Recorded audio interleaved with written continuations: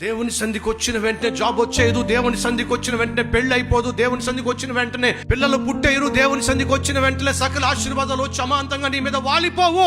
దేవుడు నిన్ను చూస్తాడు, పరీక్షిస్తాడు, గమనిస్తాడు, గుర్తిస్తాడు. నీ భక్తి అసలైందా? వరాల కోసం వస్తున్నావా? వరాలు ఇచ్చే దేవుడి కోసం వస్తున్నావా? దేవుడు పరిశీలిస్తాడు. ఈ పరీక్షించే కాలములో నీ విశ్వాసాన్ని నువ్వు నిరూపించుకోవాల్సిన బాధ్యత నీదే.